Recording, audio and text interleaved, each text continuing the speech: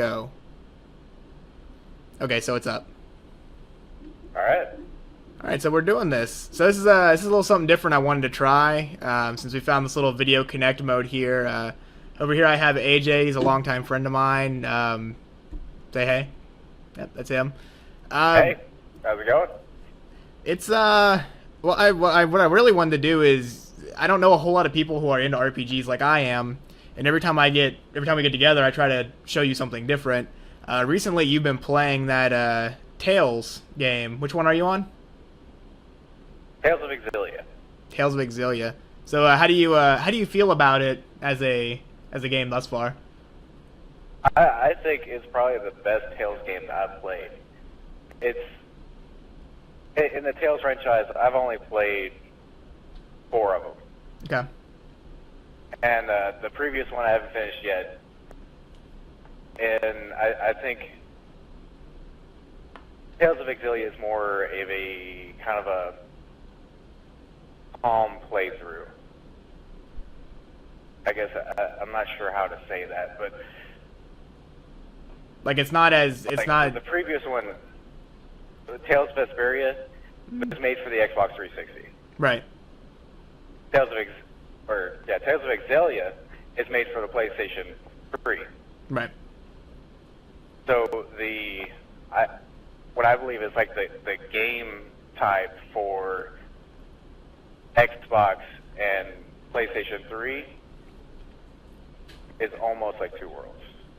This is like as far as control scheme, or as far as just concept, gameplay, or I'm thinking like more like gameplay. The concept of playing the game is the same. It was literally a smooth transition from Xbox to the PlayStation, believe it or not. But Okay. like the mentality of playing the game. Vesperia is more action, like oriented, while Exilia is more, I guess, dramatic. So let me ask you this: since you've been playing it, have you completed it yet? No, I am actually sitting at the end boss, which I believe is to be the end boss. So it's one of those think you're through with the game, then you're not through with the game kind of games. Yes, Yeah. like I've been through it. I get to a point, I'm like, all right, this is the halfway point. No. No. I'm going to be far from it wrong. That might have been a quarter of the way through, if that. The last end boss that I thought I was on, I get sent to another fucking world. You know? Yeah. Well, are you? So, I know you're really you like the Tales series. Like I remember letting you borrow Tales of Symphonia for the GameCube. And that's how it started. Yeah, and I mean it's an awesome series. If you guys haven't played it yet, you really need to. It's beyond a phenomenal series. Do you know how many games are actually in the series? I do not. You've played 4 of them? I played 4 of them, probably seen or heard about 6 of them. 14. Yeah, 14. Fun fact, on my list here is actually Tales of Xillia 2, which is already released in Japan. 2014, it's coming to the States. That's almost a spoiler. Almost. But it doesn't say, it does say, well, see, I don't know if I should say this or not. It says the game follows a new character. Because none of the Tales, typical Tales franchise, like the way it goes is that the games don't actually succeed one another. Like they don't. I have not seen 2 that actually. Yeah, like But from like a one series prequel to and another, sequel. they don't connect No. usually. I mean, they might like Never seen off-ball connect and like random stuff, but not as far as actual story. Usually because they cross-platform Yeah. between every game that comes out. So this is a huge shock. So this is definitely coming out for PlayStation 4 and other consoles will be skipped for a generation. Also, I did a little research because I had been talking to you about a game called I believe it's Radiant Mythology, and I mentioned it a couple of times to you. I found it on the Nintendo DS, A couple times. and I'm going to double check just to be sure. But yeah, okay. It's not Radiant Mythology. I'm sorry. It was Radiant Historia is what I was thinking of. Radiant Historia, right? There is a sub-series in the Tales world called Radiant Mythology. There's 3 of those games. Which apparently they're already all released. That's interesting. So I mean, as far as RPGs go, is it worth checking out, or? Yes, it might be one of my favorite RPGs you have gotten me into. Cool. And that's a lot. Yeah, no shit. that's a lot. That says something. Many concepts of the game, and I've noticed it from from Tales of Symphonia. They only made the game better. Yeah. I have not seen so far that I'd be like, oh, I wish it was. Well, I take that back. There's one concept in Tales of Exilia that they don't have in Tales of Vesperia, and that's your companion's item use. Right. But it's like Tales of Vesperia, the item use, it'll pop up on a little mini of saying, can I use this? But you press a button and it stops them from using it without your permission. Yeah. But on the other side, in Tales of Exilia, they'll use the item, and they'll use it immediately. They don't wait for your permission. They'll use it at the crucial moment that it's needed. Right, so the AI is not completely fucking stupid. Yeah, the AI it's really smart. That's good. If your character goes down, they are about instantaneously throwing a life bottle that brings you back up. Right on. Or they'll start their resurrection spell or whatever teammate you might have. I mean, I don't know. See, I really like talking, especially to people who are into the new like add-ons to the franchise. I mean, like you're talking like I said, I stopped at Tales of Symphonia and I took a break. It was like Tales of Eternia, things like I've played a lot of the prior ones to that, but I never picked it up again after Symphonia. I fell into a lot of other things, mainly a lot of the newer games like Fallout and Skyrim, Oblivion. Yeah, and I guess I was previous to that. I was into another game before I was introduced to all this, but I can't wait till you actually start playing these games. See, it's one of those things where I don't know. I'm a big fan of the JRPG because I feel like a lot of it, and I know a lot of it stems from how deep some of the games, like when I was younger that I played, like a Suikoden, like that's one. I can't even tell you how old I was when I started playing that, and that game was way beyond my comprehension level, and I was trying to play it, and I fell in love with it, and once I actually figured it out, it's probably that is hands down probably my favorite franchise that nobody knows about, so, like other than you, yeah. You showed it to me. I was like, I wouldn't have known. It's an oddball game if you can find it, but I mean, even prior to that, since going back to we both enjoy RPGs, what's one of the earliest ones that you actually remember playing and enjoying? As far as RPGs, I think probably the earliest one is the Super Mario RPG. I think that might have been the earliest one. That's probably that's where I was going to steer this conversation. Was towards that game? That was probably one of my favorite. It got me into it. Well, I didn't play too many RPGs prior to that, other than I guess Zelda is probably you call that one. I mean, yeah. I mean, again, like with Super Mario RPG, it's one of those. I remember sitting there playing that game for hours on end too, and it's I mean, it's always a pain too, because you know the whole reason why there was never actually a Super Mario RPG, like a second one. Not really. I did not know why they didn't continue this. Originally the game was developed by it's Square, if I'm not, it's Square Enix and Nintendo, and I'm gonna double check that, but I'm gonna keep on talking while I do it. It's Square Enix and Super Nintendo got together, and if you're not familiar with Square Enix, anybody watching, they are the Final Fantasy guys, Kingdom Hearts, fucking shit ton of other games. Let's see. Did I miss any? There's a few RPGs period that Square Enix made that it's just they're a good company. Oh hell yeah! They're probably the spotlight to look towards for an RPG game.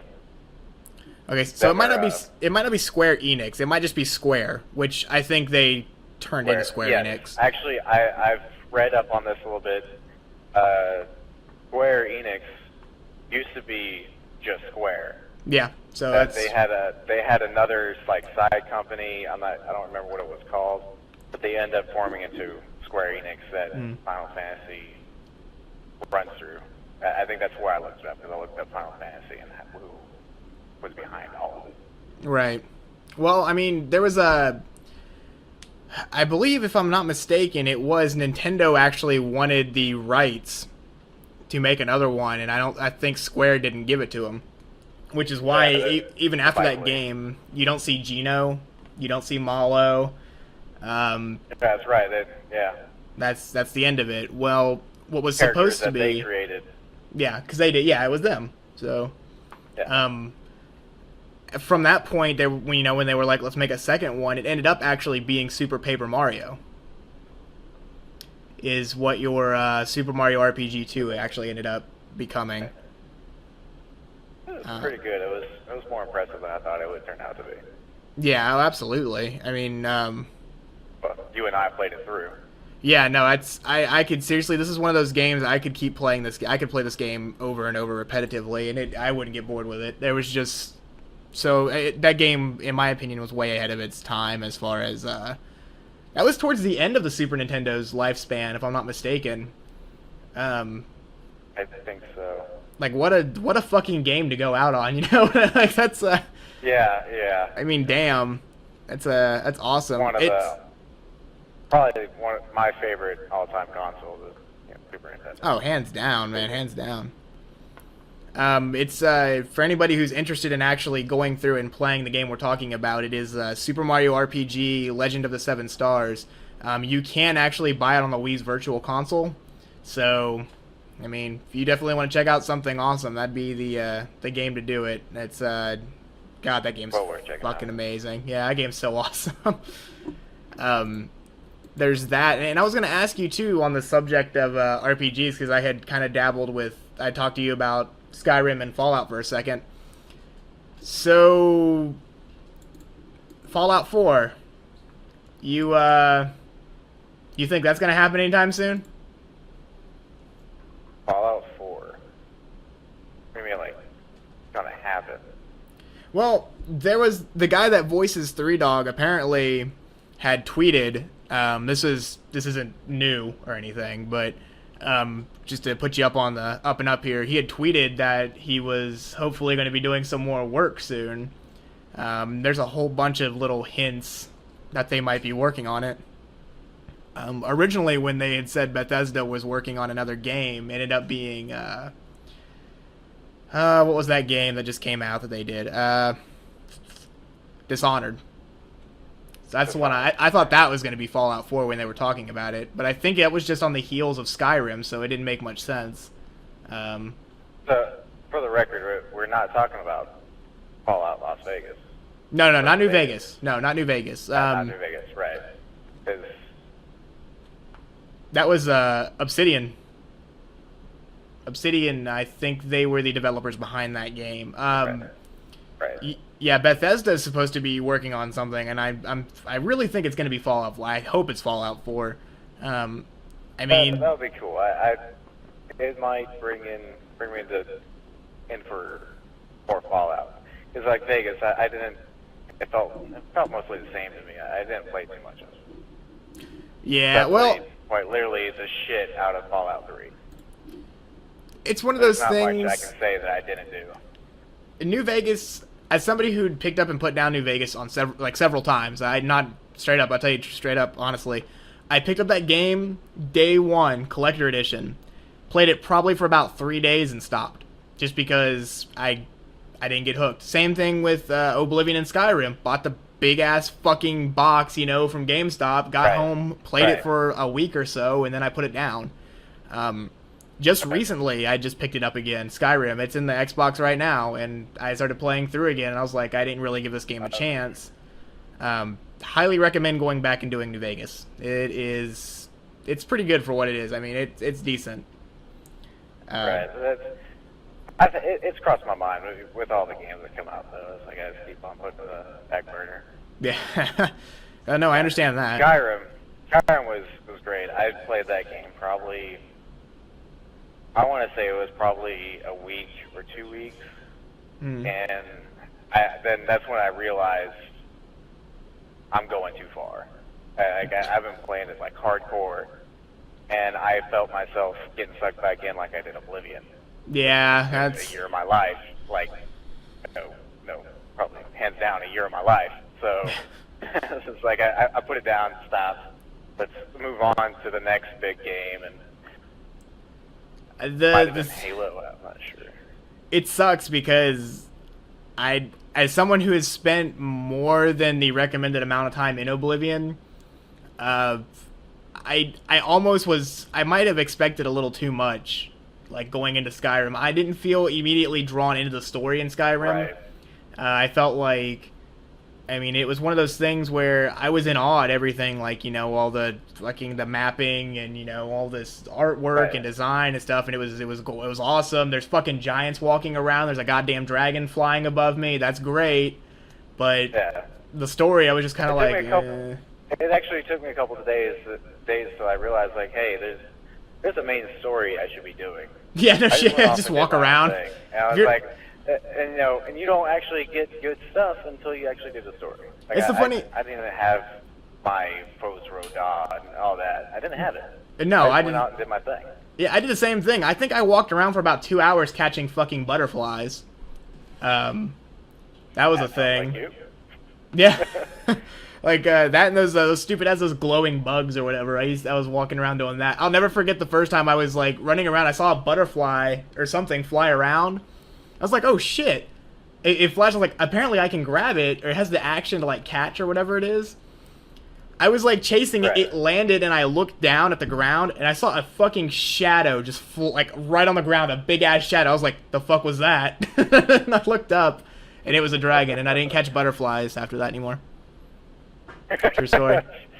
True story. Yeah, that's the thing. I was like, I think the most surprising moment in that game might have been the giants for me. The first time I realized, like, shit's gone awry was when I'm off doing my own thing. I'm like, hey, that's a mammoth. Let's go check this out. I'm like, oh, he's friendly, right? I'm looking around, that's cool. I was like, I turn around, I was like, there's a fucking giant. Dude, those things are massive.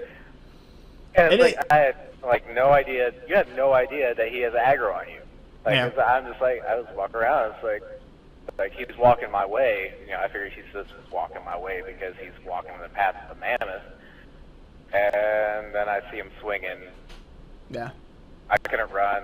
Next thing I know, I'm flying off in the air, and the game doesn't even watch me hit the ground. It's just game over, flying in the air. The game just fucking, it quits. I'm not sure if I ever landed. Right.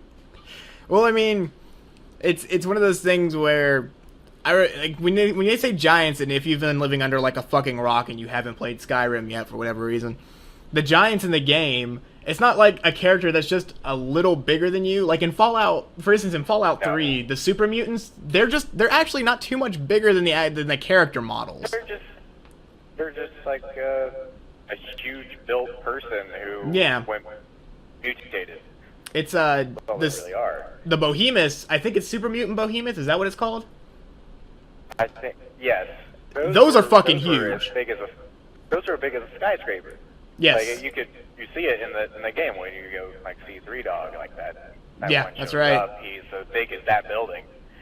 He's carrying around a what's it like a huge fire hydrant like pipe? Yeah, it is. Yeah, for like all the way down the ground. Yeah, it was. Yeah, it was like he lifted it up from the ground. Who knows? But that is probably the good concept for what these giants look like. Yeah.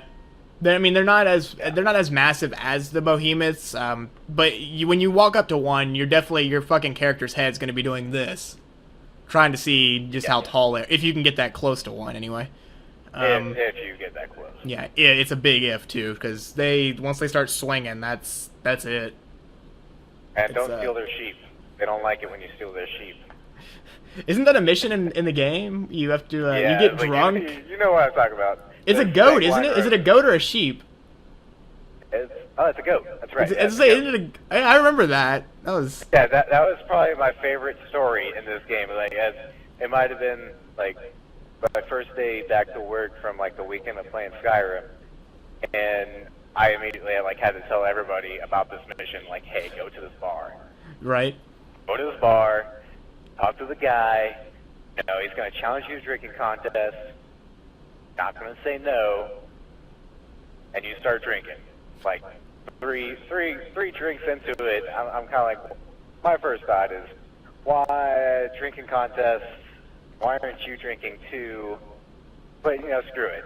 The game does what it wants. Right. So I'm still drinking. Next thing I know, just black. And you wake up in I can't remember that town, but you wake up in the church.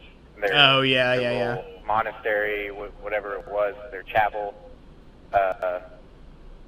and the priest or priestess there is just bitching at you for last night that you apparently trashed the place, and leads throughout like a series of missions going around the map of what you did. Oh yeah. Apparently you end up it's like 4 or 5 different stops too. It's lengthy. Yes, it was. It was like you stole this person's goat. You trashed the monster. You stole a person's goat. I think there was another one. The ring. You stole someone's ring. Yeah. Which you used to propose to somebody. Yeah. Yeah. But I think the reason for me why it was most memorable was that church at the beginning. Yeah. Because I walk out and then I realize where I'm at. Yeah. I would be on the top of the most wanted board in that town. So Yep. I was running my ass away from with guards, everyone chasing me. That's awesome. Yeah, that is an awesome that mission. Just before the end of it, you would get the Sanguine Rose, and that asshole is just like, joke on you. Yeah, no shit. That's take actually it, right? a weapon from. It's a weapon from Oblivion. You remember that? Yes. Yeah. Yes, it would spawn. Was that was the one that could spawn the Daedra, right? It's the random. Yeah, it's like a random Daedra each Yeah, time. it's Like random. you'll get like a fire Acronaut or whatever. Yeah, like this in Skyrim, it was like a Daedra, or it could do other things. It was a random Yeah, basically. staff. I thought it was able to turn someone into something. Like I thought it did that. I thought it turned into a goat or something. I don't know. It was completely random. Those are must-have to have in your inventory just for shits and giggles. Yeah, no shit. It's what else is another one from Oblivion that I remember? See, I remember what is that? The boots. Didn't you? I seem to remember you were playing Oblivion at one point, and you had those boots, and you couldn't finish the mission because something about the boots. That was the only guild I could not get into. That's what it is. I could not finish. I did every other guild, and then I did the Thieves Guild. Yep. And that mission where you get the boots of something. But you get those boots, and the only reason you have the boots is just for your long drop and like out of the tower or castle, wherever you're at. All you had to do was go steal a scroll. When I get in there, I look around, I start picketing things, as a deep wood. I must have overlooked the scroll and jumped down the garbage chute, something, break the boots. That was it. There was no going back. That is the worst situation. Like, this is the worst possible scenario for that shitty situation. You didn't fucking save right before that. Thing. Right. I mean, you miss one thing and then it's over. There's worse games where that's happened, but I mean. The boots of Spring Heel Jack. That's it. Yep. Spring Heel Jack. That's what it was. Now, to put this into perspective, as most people did, AJ and I spent way too much time playing Oblivion. That became my life for that year, as I think. That was. It was like having. It was. Shit, you had like days. Yeah. Or even like weeks, even to where I'd go into work and be like, "What are you scavenging today?" Yeah. Cups. Broomsticks. Don't know why. Yeah, broomsticks. Paintbrushes. Need 100 broomsticks. You never know, when shit's gonna go down. Yeah, you never know. Or your paintbrushes, or you found out that little trick on yourself. That was the end of the game glitch. Yeah, I like telling that story to people too. That's pretty good. Yeah, nobody believes that either until they see it, and they're like, no, "Well, shit." I thought you were lying your ass off. Yeah, no. We are also one of the few participants in a rare. Well, I don't know how rare it might be, but it's not a very common one when I talk to people about it. The infinite gold glitch with the count.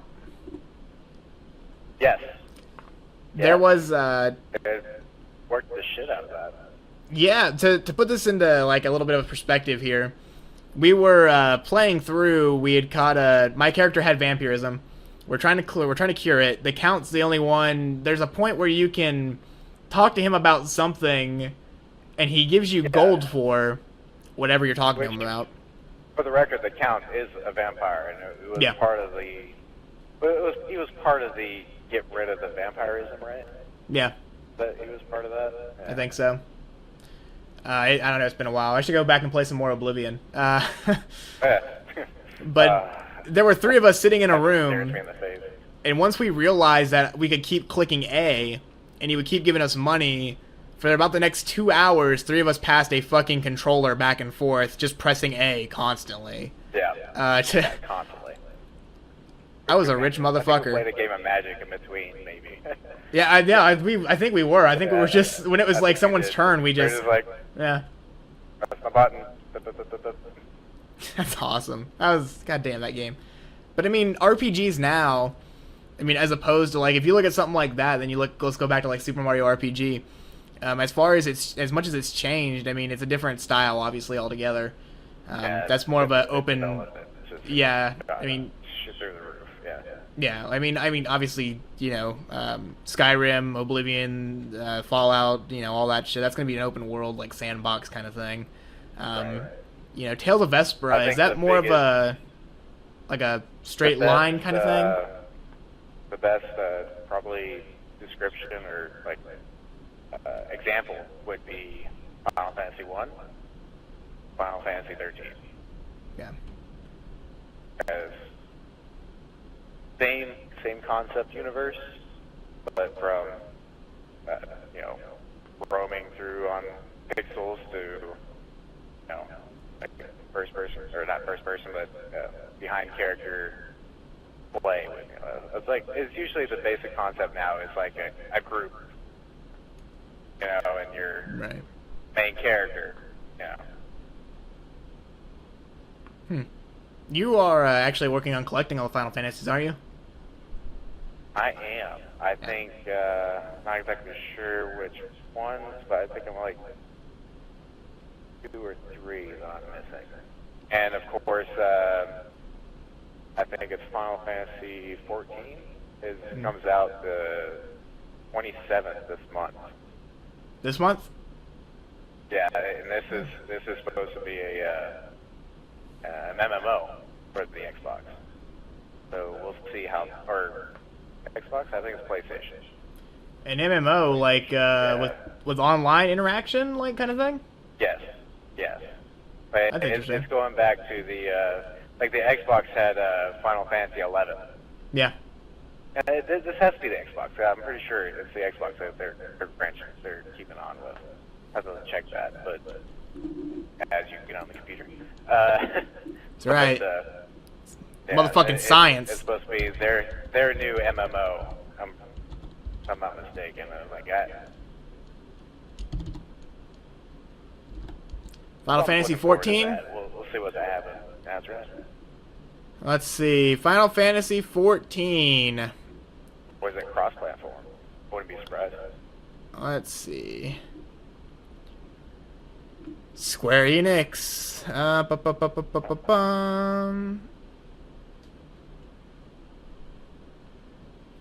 No, that can't be right. That's not... Huh. Yeah, it looks like... That'd be Final Fantasy XIV, right? 8/27. Yeah, XIV. The 27th. And... Well, it's showing me... Or PlayStation 3. Yeah. It's showing me platforms Microsoft Windows. I don't know what the hell that's about. I might be getting a... I got a somewhat recent list from GameStop on me right now.